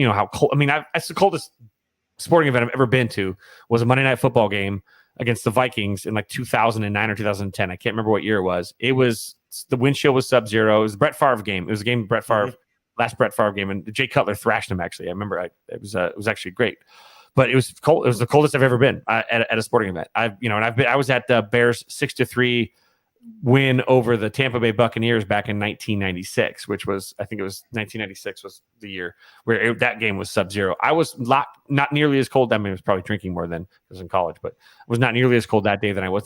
So that's another part of it. So I feel like they're shining a light on this. Do you think that they're shining a light though, like that? They're focusing more on it than they normally would because of that part hanging over the heads of the city of Chicago and obviously the Bears organization? I don't know about the Players Association aspect. I could see both. If it was the NFL itself, I would say absolutely. It is a coordinated effort. But with the Players Association, I don't know. Because the Players Association, if you really think about it, if the Bears get into a new stadium, it does create opportunities for Bears players to get paid more because the Bears will have more money coming in. So I could see the Players Association getting in on it or getting in on it for the simple fact that this is shit like, these guys are out here and you're playing them in shit like this. That's how someone may like blow their knee out and end their career. Yep. So I think it's more of the concern for the players' health than it is for just, teaming up with the Bears to distribute this message. But I'm sure there's a little part of that in it. But I think it's more about the health because that playing surface is a joke. And if you are sitting here saying how you want a state-of-the-art facility and everything else, well, guess what? All your proposals, Mayor Lightfoot, did not cover fixing the playing surface.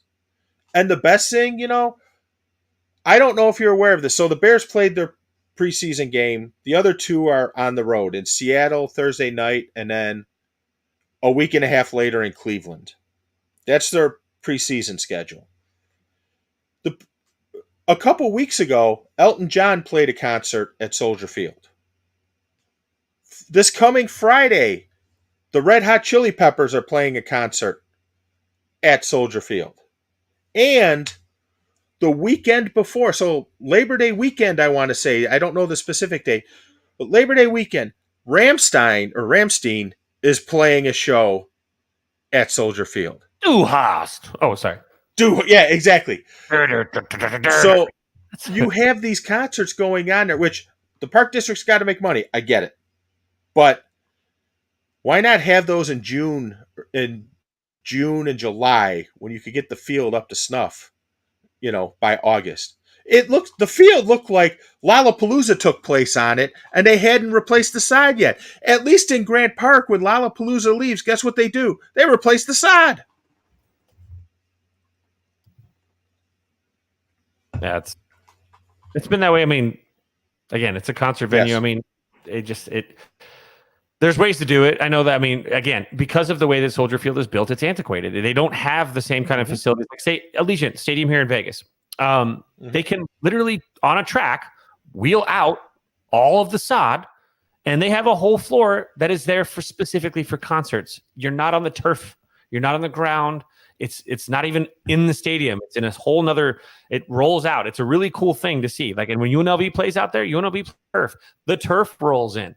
It's the lack of how Soldier Field normally has. You're stuck with the sod that's on the field no matter what, and that's a very difficult kind of thing to deal with. You can throw tarps down, you could do a lot, but it's still just one set of grass. Whereas they've got practice fields. They've got, and the technology of having that rolling system. You've seen it at Allegiant. I think they have it in LA. I know that Arizona has it.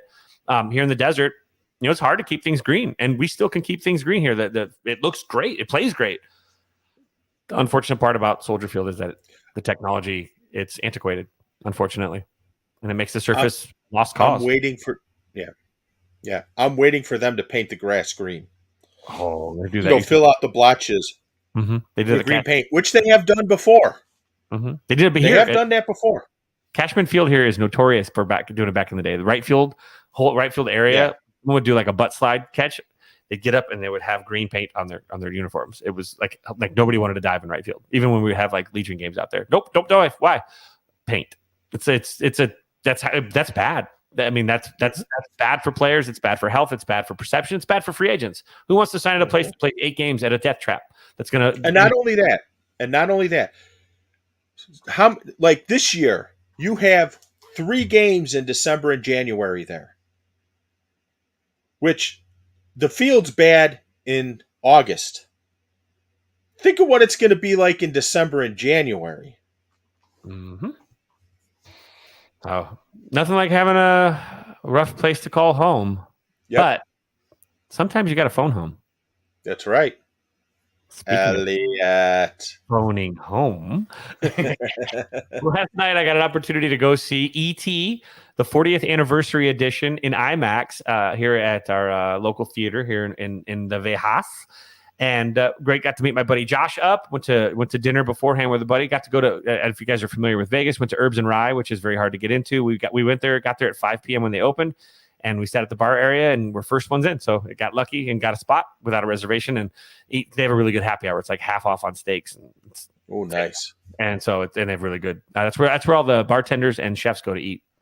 It's one of those types of places. So we went there and then went and saw obviously ET in IMAX. And I tell you what, I was kind of had mixed feelings, and we'll talk about what's coming next month. But I had mixed feelings. Like, is this going to be okay? How is this going to look? How is the transfer? It looked absolutely gorgeous.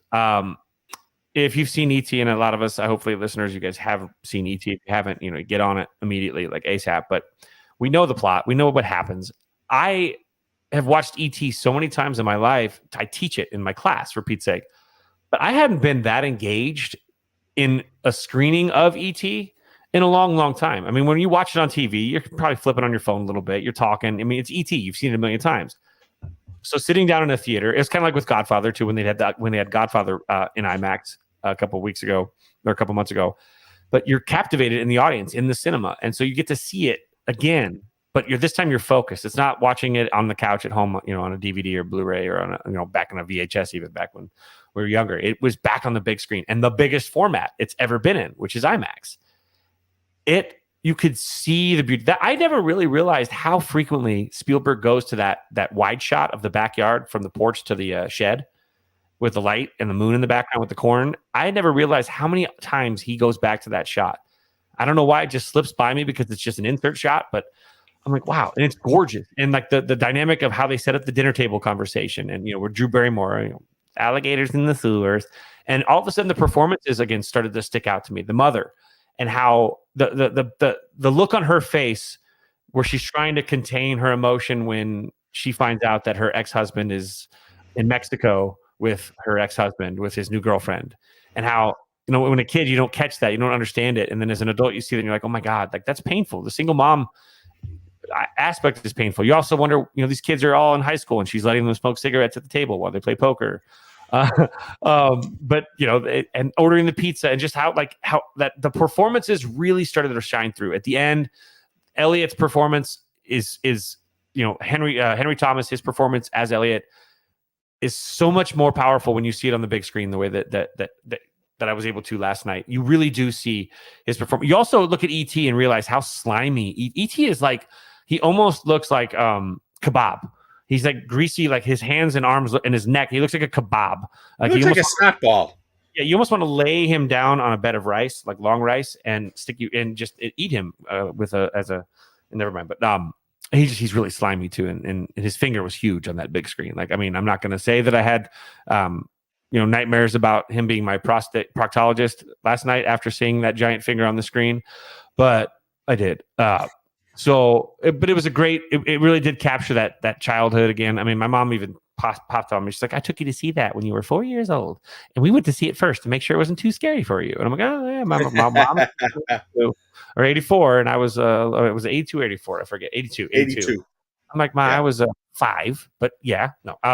But it was it was great just to see the nostalgia was there. But Spielberg is a genius, and you see so many of these shots that, like, when you watch shows like Stranger Things, how much homage goes into what they do, capturing a lot of those shots and recreating them for their own projects today in today's society. But the brothers' performance is fantastic. Drew Barrymore, it just brings it all back. And I never really realized how good the performances were. At least I've just underrated them and taken them for granted, because the magic was back. And the best part, no freaking walkie-talkies at the end. If you know what I'm talking about, you know what I'm talking about. So are you saying they went with the original cut, not the politically correct modified cut? I guess is a good way to put it. Okay. Correct. The cops, the FBI agents, and all the NSA, they were holding shotguns for the end sequence. They weren't holding walkie-talkies like the modern cut that the whole South Park episode actually was made on it. It was Spielberg was actually raping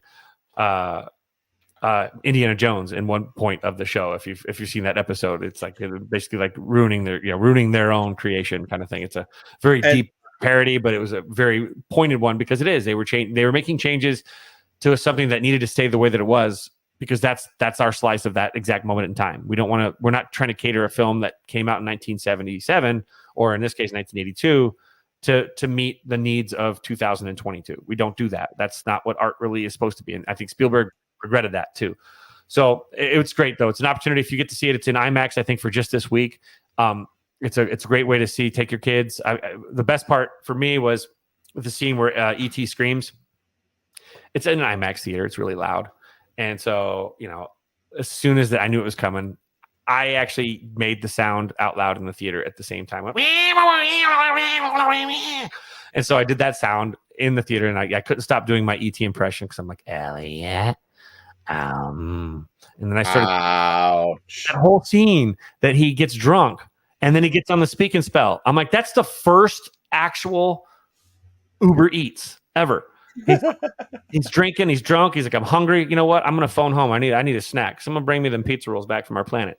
It's the first Uber Eats of all time. So it was for me, I kind of had a good laugh about it. But me and my buddy Josh, we're the same age. We both saw it as kids in theaters, and so for us, it was kind of a cool little magic kind of thing. We stood outside and talked for like a half hour after the show in the parking lot, just to talk about because it was like a little bit of there were some feels there. It was cool. It was in a good kind of feels.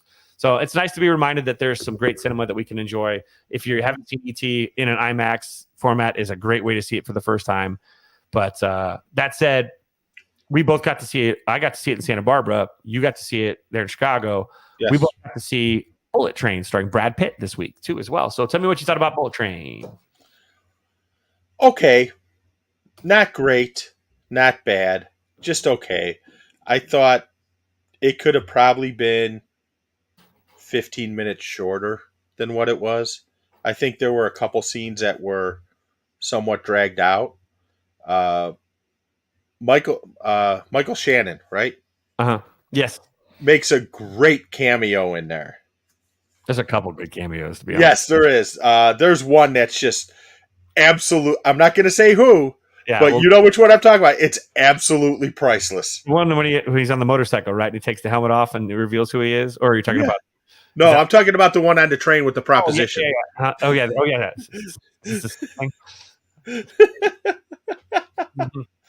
But yes, it's worth seeing. It's not, it's a summer popcorn fun movie, is what it is. It's not like some deep message movie or anything like that. It's just fun.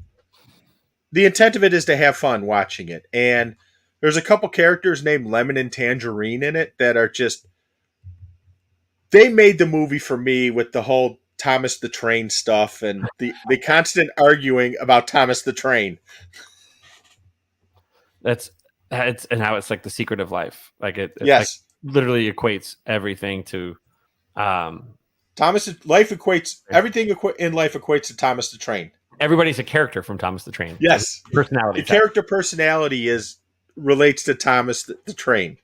Now, so those of you that are wondering what the film is about, the film is about a former assassin who is named Ladybug. Was he an assassin or was he a snatch? Because he makes the reference that he was a snatch and grab guy. Yeah, but he was an assassin as well. Like yes, okay. Yeah, his character is actually based on a book that came out called Bullet Train. It was called Maria Beetle in Japanese, but it was a Japanese novel. And so, yeah, he's like he's basically haunted by accidental deaths. See, he's used as a code name because he's bad luck, but people die on his thing. So he's an assassin. He's almost like the pure luck assassin from like the movie Pure Luck. He lucks into people dying whenever he does work. And so he's basically called into this. He's subbing for another assassin that can't do it. It's a snatch and grab where he's taking a briefcase. And so his thing is to get on the bullet train, get the briefcase, and get off.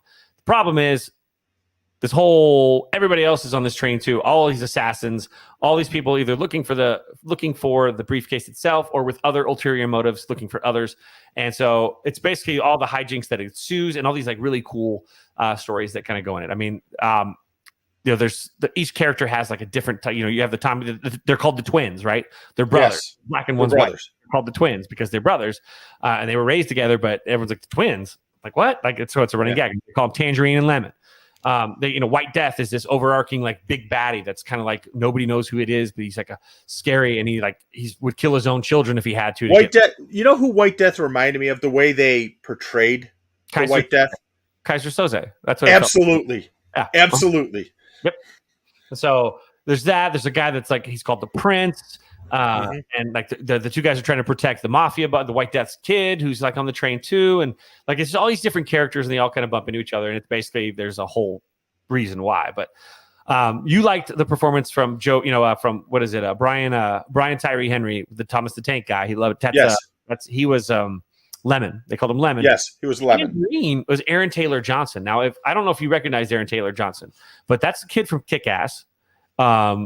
That's Kick-Ass from Kick-Ass. He is also in. He's got what was the movie that he was in with Ryan Reynolds' wife?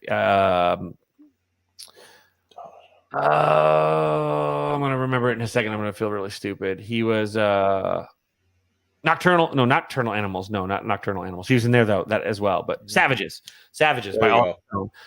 Obviously, he also was Quicksilver in Captain America in the MCU. Mhm. MCU's Quicksilver. Godzilla. He's been in a couple other things, but he also is in Tenet, and he's worked with, and he's in The Kingsman with Matt Vaughn. So he's worked with some really good directors, and his performance is great. I loved his accent. Like he was in Tenet when he pops up in Tenet. I got all excited. I'm like, dude, I didn't even recognize him at first. It took me the second screening to realize that was Aaron Taylor Johnson. Yeah. And he's great. He's funny. His dialogue is fantastic. He was one of my favorite characters. His dialogue was fantastic, but it was like his character was almost like a Snatch character from the movie Snatch, where he did sort of talk that way. He's got that accent, yeah. And so I liked him, but I liked the whole dynamic between the brothers. Yeah, I thought the conversation, because the conversations, our conversations, brothers would have. Mm-hmm. You know, where you go, you've been saying that since you're an idiot. You know, that kind of stuff. Mm-hmm. And all these have like these backstories. So like they tell you the backstories. Every time you meet one of these assassins, it does like a stylistic flashback to like they are. So like the Wolf, the Mexican assassin, right? And they tell the story of how the Wolf became a cartel person, but why is the Wolf on first? Like where it gives you little Easter eggs. You've got White Death, the Elder, right? The former Yakuza, who's the father of the guy that comes on the train, whose kid was off a building at the beginning, that sets the whole thing in motion. So you got Joey King that plays the Prince, who's posing as a British schoolgirl type character. You've got all these different characters on this train. Zazie Beetz is in this. You've got Logan Lerman, who's hilarious too. Who he is? If you know who he is, he was from Perks of Being a Wallflower Kid. And so all these different actors, and they all, nobody's safe. People can die. And Antoine Fuqua actually was the original developer of the film. So I didn't know if you knew that, but it was. I did not. No. It was going to be like a Die Hard project. But Brad Pitt is Brad Pitt. He's great. Yeah. He's eating throughout. He loves. Yep, he loves eating. He's got, what is this one? Is the walnuts or not walnuts? Yeah, the almonds. Is it almonds? Almonds. I think it's almonds. Yeah. Almonds? Yeah, he was eating like and so yeah, he's always snacking on something. Or no, wasn't it wasabi nuts? Wasabi peas or nuts or something like that. Yeah. And so funny stuff, but yeah, there's a lot of stuff going on in this thing, and there's a lot of style, a lot of music, and obviously it's got the Eastern influence, Japanese, which is there is some Japanese subtitling at points, especially with the cussing, which is great. Yes, I love when they do that, and like the fight sequences are smart and they're clever, and they're done in a way where they're almost humorous. Like I love the fight on the quiet train. Oh yeah, with there's the old lady. And they're like actually having this whole fight, but they've got to be quiet so they don't draw attention to the. And then the one guy, the guy, the ticket taker, it's Hiro from, if you've ever seen Masaoka, I think is his name. If you've ever seen the show Heroes, he was Hiro, actually, the Hiro Nakamura on the show Heroes. And so and conductor he's pretty funny too. Yeah. Did he also play in that movie, The Zookeeper? Oh, because I kept looking like that looks like the damn zookeeper.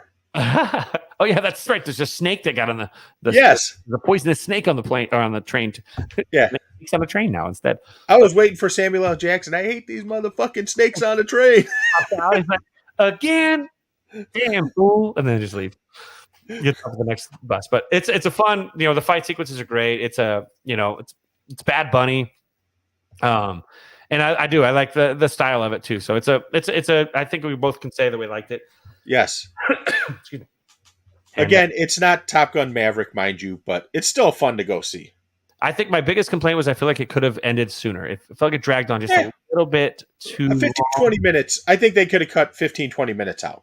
Mm-hmm. But it's already grossed almost 120 million on a budget of 90. So it's a profitable. It's not it's if it's your thing, it's your thing. Some people might not like it. Right. But it's, if you like stylistic, kind of martial arts, it's kind of like there's a Kill Bill feel to it. There's there's a Snatch feel to it. There's obviously like that Japanese influence style. So it's, a little anime and all that stuff gets kind of thrown in there too. The anime tray is always fun. The train with the anime characters. One of the cars on the train is an anime train, which is it's hysterical how that one of the characters on the anime train plays out, and it's hysterical how it plays out. Yeah. Yeah. So it's worth it. Again, if it's 126 minutes, it probably could have been 15 100. minutes, 15, 20 minutes shorter. But again, there's the cameos. It's fun. Again, at the end, it doesn't spare any expense. There's plenty of decapitations and arms being cut off and hands being cut off and, stabbing under the people bleeding out of their eyes and, Yes. and assassins and gunplay, and there's lots of stuff going on here, lots of stuff. And so it's worth it if you like these types of films. I enjoyed it. I told my buddy H, I'd go see it again. If I can go see it again, to me, it's all right. Yeah. So. And I'll say this, there is one cameo that you hear the voice throughout the entire movie and you're going, is that who I think it is? And then the character appears at the end of the movie and all you say is, there's been a lot of work done there. Yeah, and it's funny, they're putting that cameo on their commercials now. They're not even hiding it anymore. Oh, are they? Okay. Yeah, I'm like, oh, okay. I'm not going to say it just in case, but yeah. The whole thing. There's been a lot of work done there. Mm-hmm. Mm-hmm. So that came out this, so now in September, we're getting, Pete and I are both pretty stoked. In September, we've got a really cool Labor Day weekend, the same weekend, the same thing that I'm talking about ET and IMAX here. Labor Day weekend, we're going to get Jaws, the original Jaws, now released in IMAX. So we're going to get another Spielberg film in IMAX. And so pretty stoked about that. I have to ask, are they going through Spielberg's catalog and making them into IMAX? Because are we going to get, I think Close Encounters would look incredible in IMAX. That would be insanely great. Yeah, I don't know. I know that this was the 40th anniversary. Yeah, because the 40th for the 40. This is the 45th for Close Encounters because it came out in 77. Yeah, Close Encounters was 77. Jaws was 75. Yeah. That came out. So that would be really kind of cool. Yeah, this would be the 25th anniversary. So maybe we'll get one. Maybe, I don't know. Yeah. Well, how many versions of Close Encounters are there? There's like Close Encounters, the extended edition, the final edition. It's almost, they're on par with Blade Runner for how many editions there are. I have some kit over here that I've never, it's one of the ones that I threw away most of my DVDs because who has DVDs at this point anymore? But I do have this whole Blu-ray kit that I got. It was a gift probably like 8-9 years ago. And it's all the different versions of Close Encounters. One is a different version of it. And I know that Spielberg always said he regretted the ending. He said he wishes he hadn't let Richard Dreyfuss get on the ship. And he said that if he could have changed that was at that point he had a very negative thought about fathers because his father, he thought, had left his family. And it wasn't until later after that he had learned that his father actually wasn't the one that left. It was his mom, and that his father just played that part because he didn't want to hurt his mother. He felt she was too fragile. So his dad was even more higher character than he even could have imagined. And so you'll notice in his films, the father character, I think around like the late 80s, which is where you see it like with Indiana Jones and Last Crusade. Yeah. Being a father being, I mistook you, Dad. You weren't as absent as I thought. You were there to protect me, blah, blah, blah. And so you start seeing that breakdown for him too. And then you see it in other films as well. But that'll be pretty cool. So pretty exciting there. I did get to see on Wednesday night, just on a side note, in Vegas, if you ever come to Vegas and visit over here in the next couple months, if it's not washed away anytime soon. Yeah, if we're not washed out. But we actually got 16 inches added to Lake Mead. So it's... that's a good thing because it was pretty pretty low. Sounds like a bad Tinder date to me, but hey, what? But the John Legend has a residency here. The singer John Legend, who's fantastic. He's very talented, and he has. I got to go to one of the shows. It was Wednesday night. We got through Carrie's company. Someone gave us a couple of tickets, so we got to go see it. And it was on a Wednesday night. I'm like, how's this going to go? Because I was tired. First week of school, and the first week of school is hell. I can't. My voice goes. By Wednesday, I can't even talk, and I'm ready to like die because all the germs are coming in. We have a new policy this year, by the way, where we have to keep the door closed. Last year with COVID, it was mandatory that your door was open at all times for air circulation. This year, because of what happened in Texas, all the doors mandatory have to be closed. So apparently COVID's gone now, and so we have to keep all the doors locked and closed. So all the kids are now in my classroom with a locked and closed door. It's just it's very exhausting. So the germs are just pew pew pew now. I tested on Wednesday before the concert. Actually, I came home and I had a friend that was at the wedding that tested positive for COVID. So we were like, oh crap. And so I'm like, got to test. Came back negative, and I tested Friday. So I've tested twice again just to make sure. Obviously, ninja, still gonna ninja.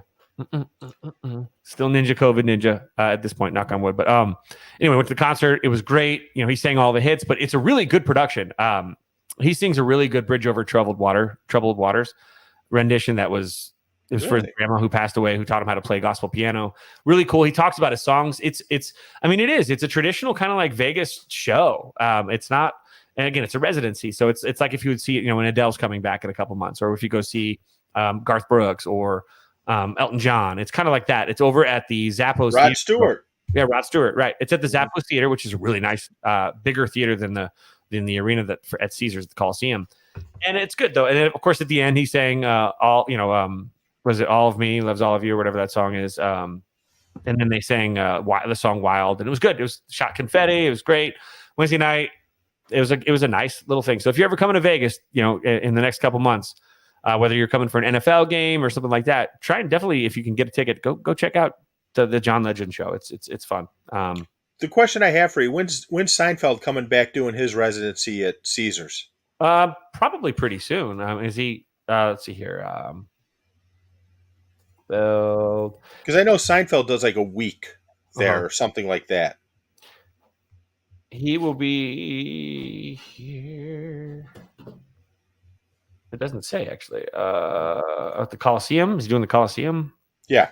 I don't see I don't see any dates right now. I'm not seeing any dates. Live in 2022, or did he already do it this year? He might have already done it this year. Let's see. Buy tickets. I'm just going to pretend to buy tickets. Yeah, he's touring actually right now, so he's all around the country. He's in San Diego on September 16th. He actually will be. Is he going to be in Chicago? Let's see. He'll be in Saginaw, Michigan. Who cares? Actually, it's funny because September is a huge concert month. September and October, because I'll be going to see the Scorpions on Thursday, September 1st. Monday, September 12th, I'll be going to see Eric Clapton. Oh, nice. I have tickets to go see Iron Maiden sometime in early October. I can't remember the exact date. And then I'm doing 2 nights of Joe Bonamassa at the Chicago Theater. Very good. Yeah, I'm about 60-40, depending on how I feel Friday. Nathaniel Rateliff and the Night Sweats are here. Oh, nice. I'm hoping, just like with the Shins, I'm hoping that they throw out the school district throws out that link to give us free tickets, because they did last time. If they don't, I'm going to probably try and scalp it. He's such a good show. I couldn't miss that. And then the next show after that's going to be Hanson in September, the Tuesday after weekend. Yeah, that's going to be brutal. Hey, by the way, just so everyone knows, there is a contingent of White Sox fans who will be traveling to San Diego, a.k.a. a whale's vagina, to go see the White Sox play the San Diego Padres at the end of September. Some people will be there for all 3 games. Some schmoes, like me, will only be there for the Saturday game because he's flying in Friday night and leaving Sunday. That ought to be fun. 4-hour flights each way.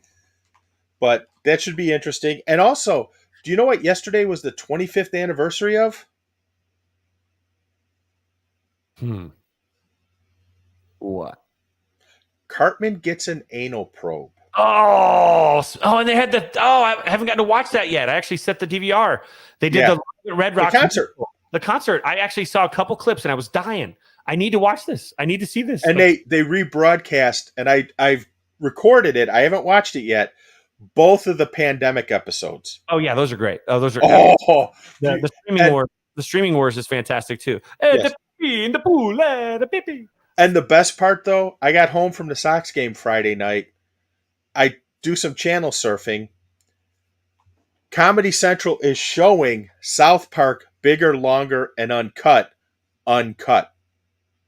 Oh, and I just turned it on at the scene where Saddam and Satan are in bed. That's the one. You know the whole story behind that too is that they said that they used to throw stuff in there to intentionally get cut out so that it would leave the other stuff that they really wanted in there. Yeah.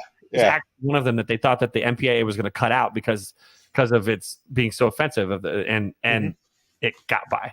And the thing they talk about too is because that's the scene where they have the Skeet Ulrich poster in the background. Yes.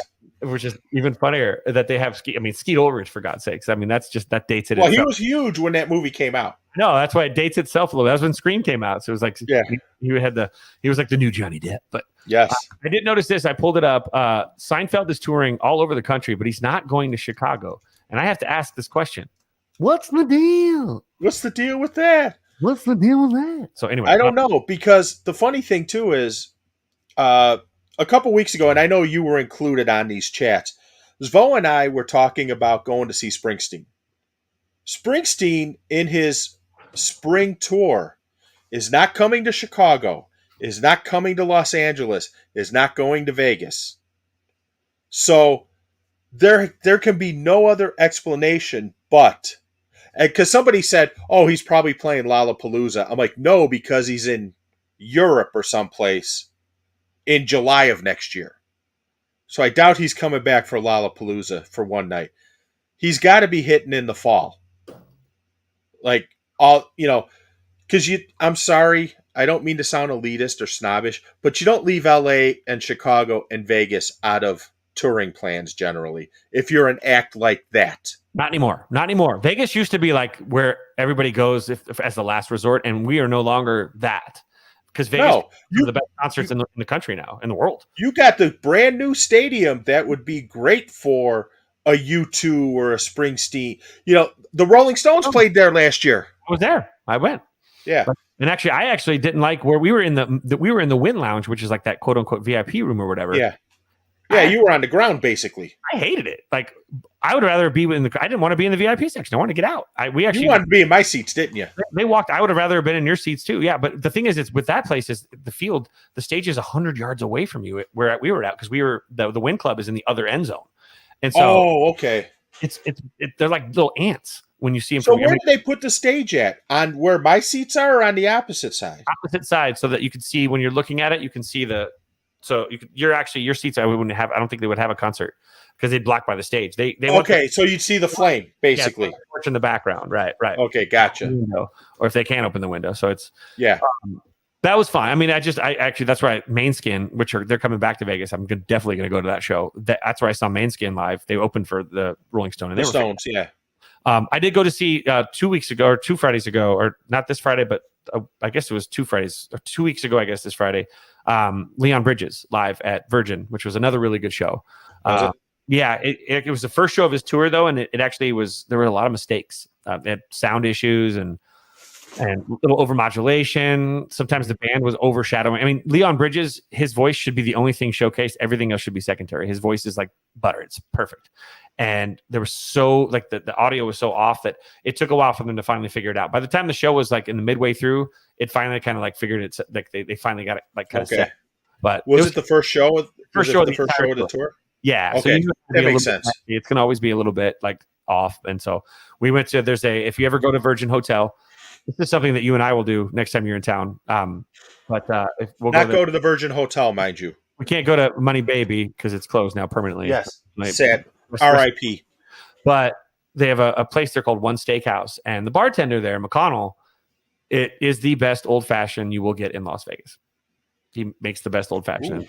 He's been tending bar for decades. Everybody goes to him. I think it's John O'Donnell, I think is his name, but he's fantastic. So we got to before the show, our friends were celebrating a friend's birthday, and so we met them there. And he actually, one of his apprentices is one of my former basketball players that I coached. The 1 year I coached basketball, he was Matt was one of our point guards. So he's actually his like protege. I'm like, oh, how's Matty doing? He's like, he's doing well, and I'm always checking on him, but. Really good stuff. So if you're ever in Vegas, it's called One Steakhouse in Virgin Hotel, and you get an old fashioned from O'Donnell, and you'll taste the best old fashioned you've ever had in your life. But that's a side note. That was a good show though. Leon Bridges was good. He was all right, but John Legend was fantastic. Of those shows, that was a doozy. Because I know, like, I'm looking at going to Vegas maybe early December. Because I would like to. The one game I'd like to go see. I would love to go see the Raiders Chiefs, but given when it is January 7th or 8th, that's a tough one to pull off, to travel there. Looking at that Patriots game, because I think that's a Sunday night game too, and I think it starts at like 5 Vegas time. Yeah, it's 5:20. That's what the Sunday night games start here. Yeah. Yeah. So I'm thinking about that one. There's that one, yeah, because then the only other home game is the New Year's Day one, and then the Raiders Chiefs, and that time on the Chiefs Raiders is to be determined.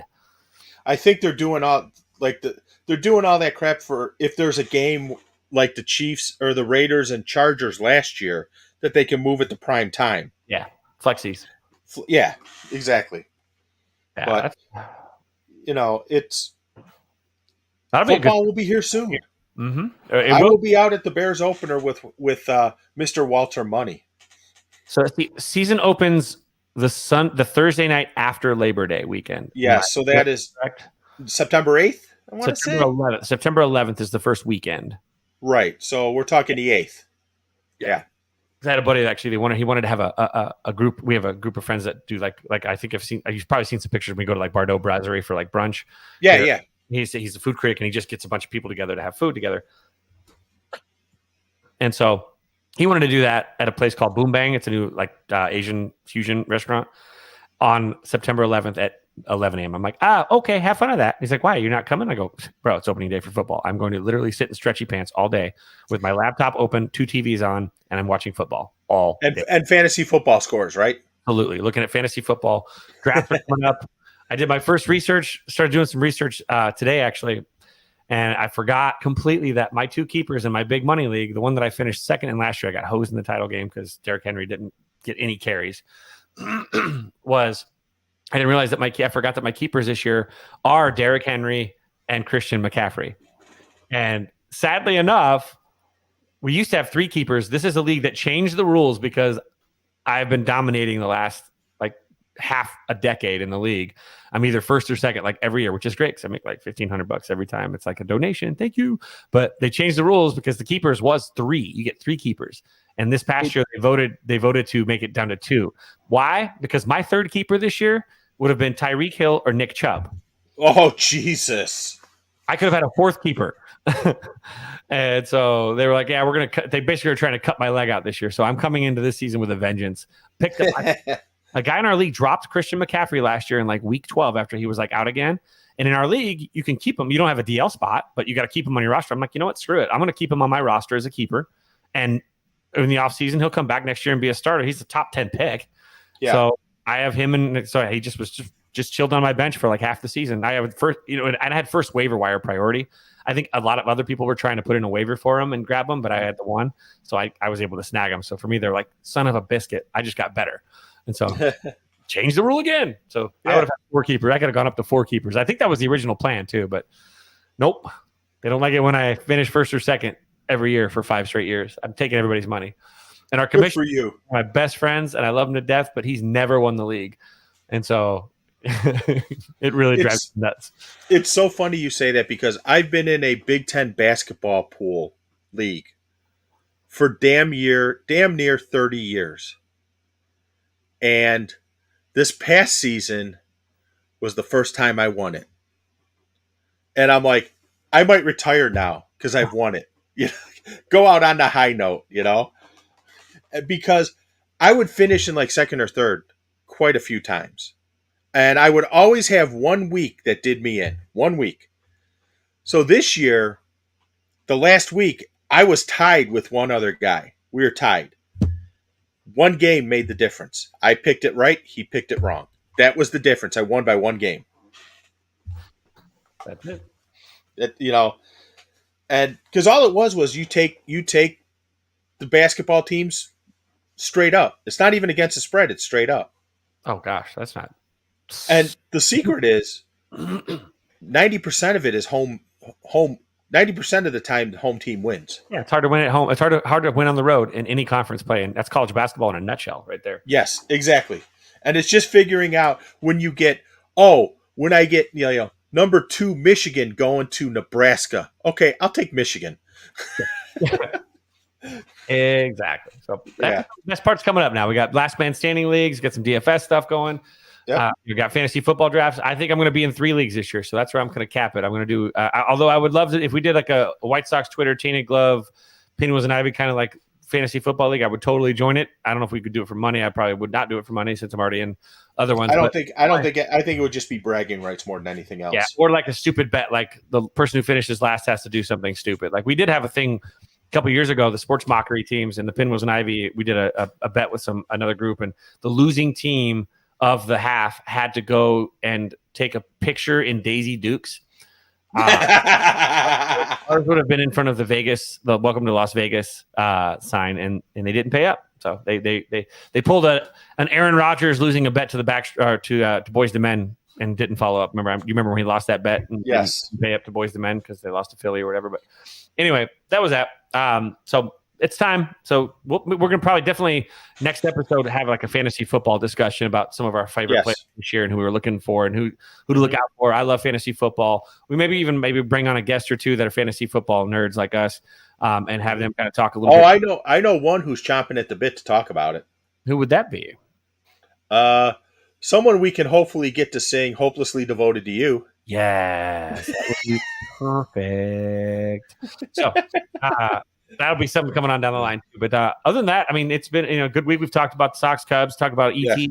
Yeah. I'm going to give you guys all nightmares about ET's proctology finger, and we got talked about bullet train.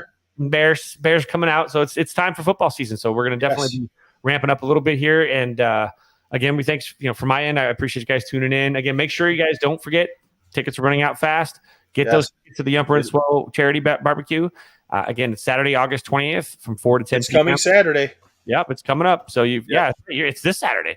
So get it done. So get those tickets. Go hang out with good people, eat some barbecue, and then it's a good cause that they truly believe in. So give them the opportunity and play some beer pong with them. Exactly. Show them who number 2 works for. Really. Yeah. So and you can tell Yumper how much you love Encanto. Yeah. Make sure you remind him that all the time. Yes. So, tell him that you love Encanto because when you watch it, evil dies tonight. Yep. I hate us so much. But from my end, I appreciate you guys tuning in. Thank you guys so much. This week we got the Cubs. Our big week for the White Sox. Cubs are just battling for the basement. So we'll take that when we go. But both the Bear stuff is ramping up. Again, fantasy football stuff coming up, but we're really excited. Thanks for tuning in. We do appreciate you. Hope everything goes well for you this week. Stay out of trouble, stay healthy, stay safe. And I appreciate you from my end tuning in. And Pete, I know that we do appreciate it. Why don't you take us on out with your final thoughts and give us the old takeout? Yes. Again, thank you so much for watching, for listening, for supporting us. Don't forget, if you want to jump in on the opportunity with Yumper and Svo, get some food, watch a movie, hang out, have fun, have good conversation with a bunch of people who will be there. By all means, get on that since that is on Saturday, August 20th, which is 6 days away from right now as we're recording this. But thank you so much for your time, because we know that time is the most valuable asset you have, because once you use it, you can't get it back. So we thank you for listening. And with that, I will turn it over to the sage, wise man of the Tainted Glove Network. Yeah, dog, take it away. And with that, aloha.